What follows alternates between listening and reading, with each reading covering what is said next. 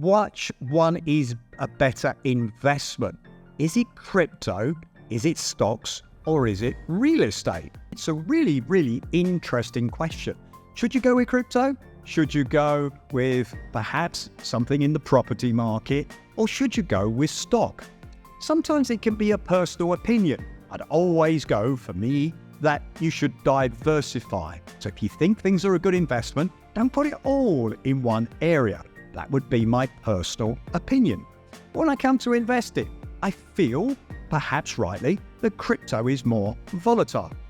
When you're thinking about risk to reward, I think that over the medium term, it will give you a higher return. But it's more volatile. Have you got the stomach, if I can say, for crypto? Because it's all right saying, I want to get a high return. But when it drops by 30% and you put 10,000 in and it's now worth 7, or perhaps it's worth 5,000, 50%'s gone. How do you feel? Because most investors are emotional. And I know the feeling, because even though I'm an advisor, I can get emotional too.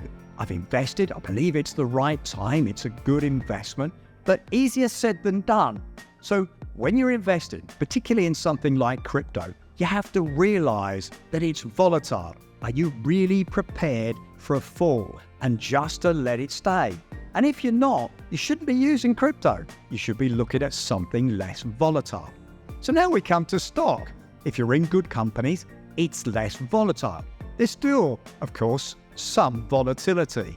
But nevertheless, you can invest in top companies. And yes, you could get perhaps a 20% fall, but you know there's good upside. And you know over any 5-year period since the war, you'd have made approximately 10% per annum. In other words, stock, investing in real companies, is going to make you a return over a period of time. So you know that you're going to be able to get a good return, particularly if you talk to a financial advisor. And the stock, of course, there is another advantage that if you have to sell it, you can. Of course, it's volatile, so you've got the potential downside, but you've got access. Then we talk about property. Property is a different form of investment.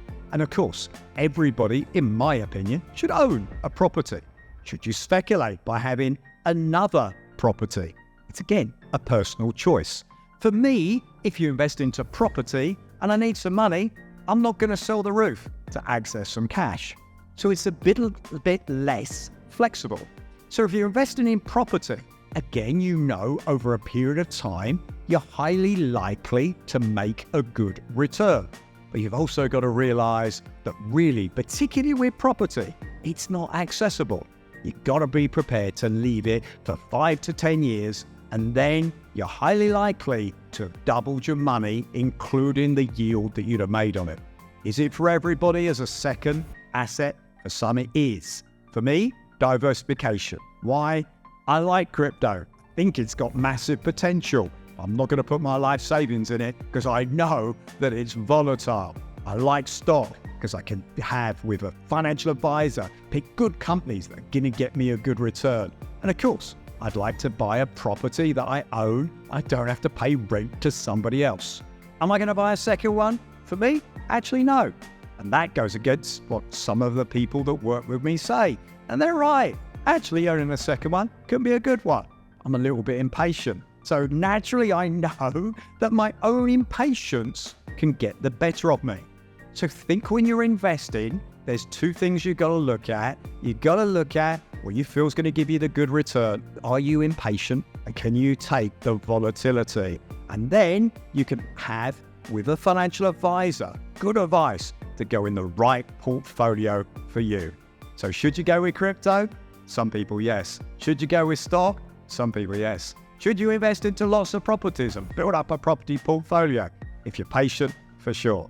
It's a personal decision, but you should always take good financial advice to make sure you understand the risks and understand, more importantly, the right asset class, the right place. So when we take property, where would you invest?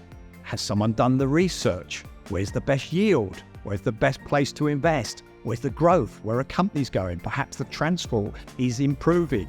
So taking advice can mean you don't just buy property, but you've actually gone into the best. Same thing with shares, same thing with crypto. invest in the best, making sure you're in the right fund at the right time, can mean you put yourself in the future at some stage where you never have to worry about money again. That's what good financial advice does. Puts you in a situation where you've built up money and you never have to worry about it again.